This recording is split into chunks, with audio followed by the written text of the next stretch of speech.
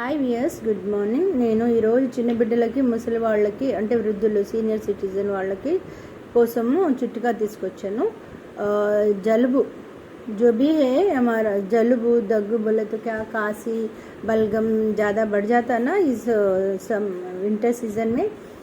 बूढ़ा लोगों को और छोटे बच्चों को खांसी बलगम जलबू ये आ जाता ना. इसलिए क्या करना बोले तो नुस्खा, दूध देने वाला माँ क्या करना, ओमा खा लेना. ओमा ओमा ओमो मालूम है ना, ओमा वाटर पी लेना, ओमा खा लेना.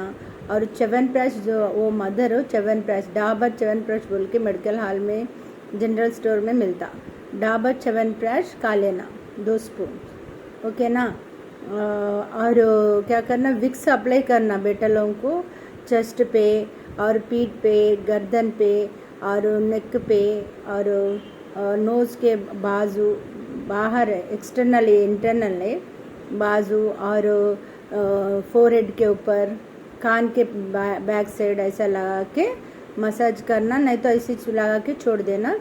और पान का पत्ता रहता है ना, पान का पत्ता को ज़्यादा बलगम ज़्यादा बढ़ गया तो पान का पत्ता रहता है ना, वो तवा में हीट करके उसका चेस्ट पे बोले तो लंग्स के ऊपर, चेस्ट के ऊपर रखना 5-6 मिनट ऐसा हीट करके. वो जला हुआ नहीं, थोड़ा बोले तो वार्म करके लगाना, तब बलगम चले जाता. ये नुस्खा यूज़ करना आप लोग, बच्चे लोगों को, बूढ़ा लोगों को बचाना. ये ना बूढ़ा लोग भी चप्पल पहन के चलना, वो भी सॉफ्ट वाला, और घर में. और पाँव के नीचे लगाते ना, तब पाँव के नीचे डोर मैट जैसा वैसा लगा के बैठे तो अच्छा रहता.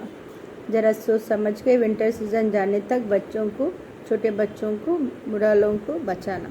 और हॉस्पिटल गया, निमोनिया, सकिंग वैसा करके बहुत पैसा निकालता, और पैसा नहीं, ये लोग बहुत हार्म हो जाता. इसलिए अच्छा माँ लोग सीधा हो जाना, बच्चे लोगों को, बूढ़ा लोगों को बचाना.